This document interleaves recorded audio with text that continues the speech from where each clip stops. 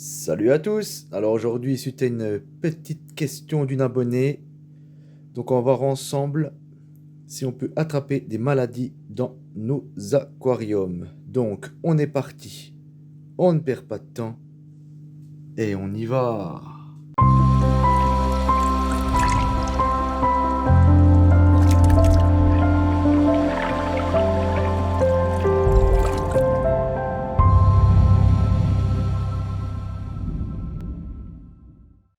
Et donc on se retrouve pour cette petite vidéo sur les maladies qu'on peut attraper dans les aquariums. Bon, il y en a trois catégories, hein.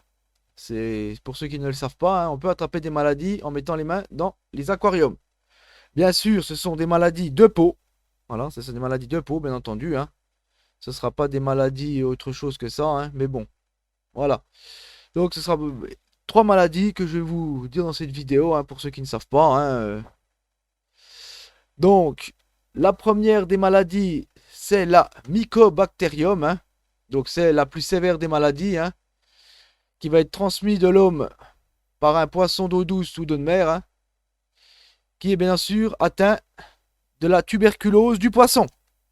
Donc, qu'est-ce que c'est la tuberculose du poisson?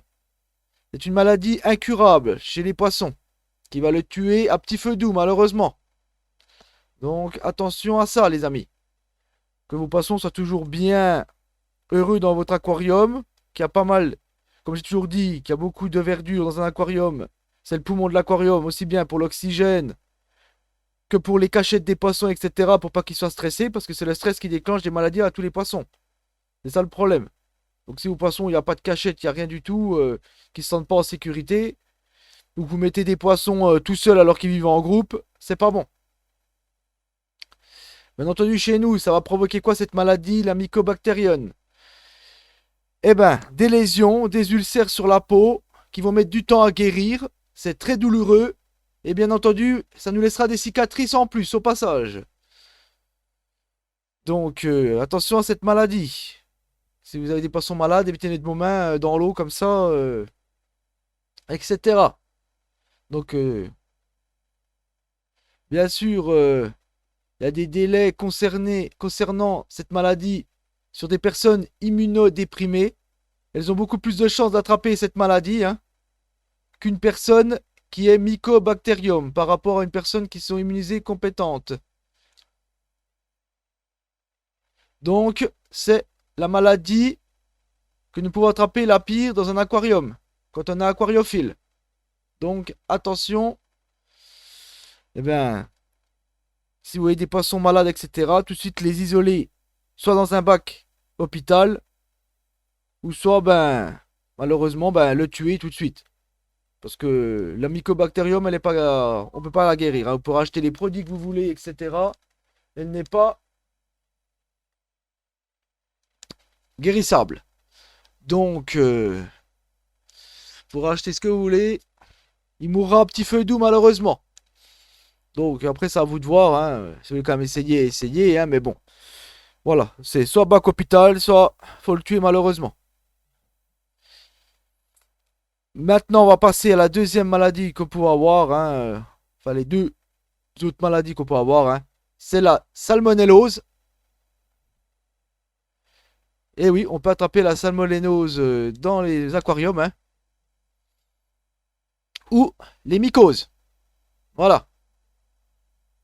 Qui sont bien sûr des maladies assez classiques que les poissonniers attrapent souvent. Des mycoses des aux mains. Tout simplement parce qu'ils touchent le poisson, ben, toute la journée, hein. Donc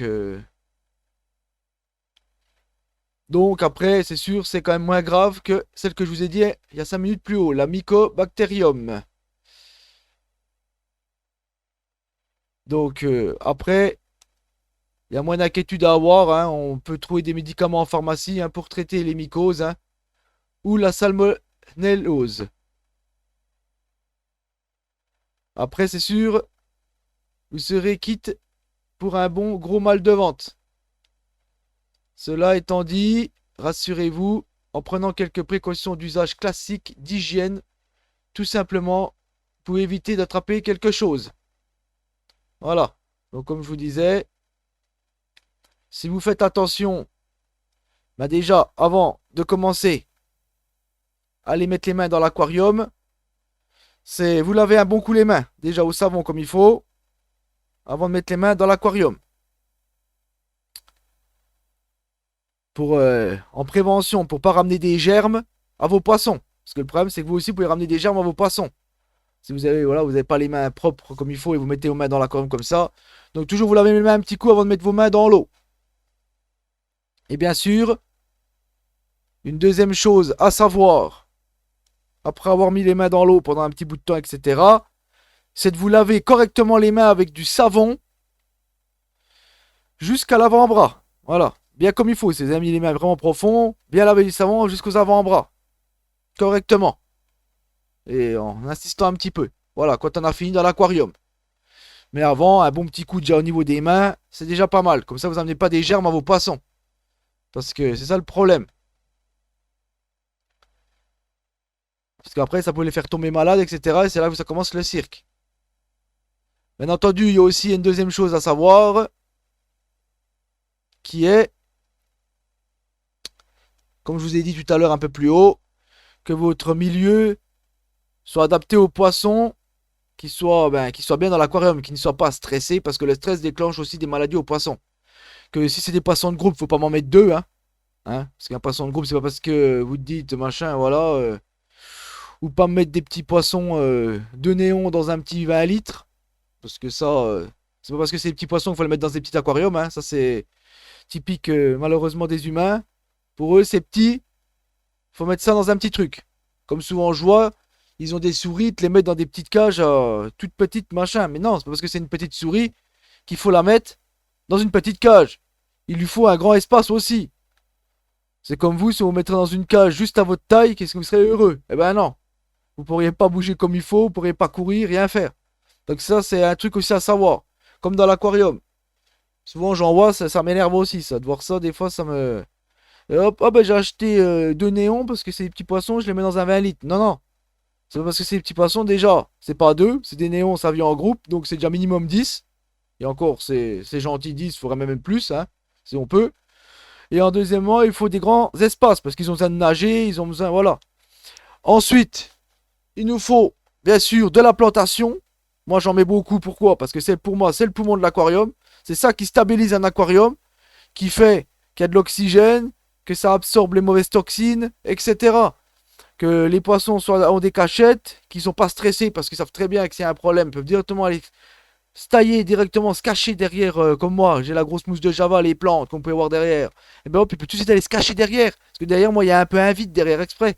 Pour les poissons qui sont un peu plus peureux, ils peuvent aller se mettre derrière tranquille. Donc voilà un petit peu pour tout ça. Si vous voulez pas attraper des maladies, faites bien tout ça. Après, bien sûr, vous pouvez mettre des gants si vous voulez dans les aquariums, pour être sûr. Mais bon, après, il faut trouver des gants qui montent vraiment assez haut, quoi. Pas des petits gants. Après, si l'eau rentre dans les gants, c'est pas la peine. S'il y a la maladie dans votre aquarium, vous allez l'attraper. Encore mieux, là. Puis surtout, évitez de mettre vos mains dans l'eau, même si vous voyez pas de poisson malade, etc. Si vous avez beaucoup de coupures sur les doigts. Parce que souvent, il y en a, ils ont beaucoup de coupures sur les mains selon leur travail qu'ils font. Et ça, c'est encore plus vite la maladie que vous pouvez attraper si vous avez beaucoup de coupures. Si vous n'avez pas de coupures encore, ça peut aller. Mais si vous avez des coupures, évitez, mettez des gants, quoi. Mettez des gants qui montent jusqu'au niveau du coude. Voilà. Et puis bien sûr que l'eau ne se filtre pas dans le gant, que c'est vraiment des gants neufs, qu'il n'y a pas des trous dedans. Voilà. Un petit peu pour toutes ces précautions à prendre. Donc après, voilà, vous pouvez attraper des maladies. La plus grave, c'est la mycobacterium. Ah bon, après, si vous avez une salmonellose ou une mycose, c'est pareil, c'est quand même pas terrible non plus. Donc, si vous voulez éviter tout ça, voilà un petit peu tous les conseils que je vous dis dans cette vidéo.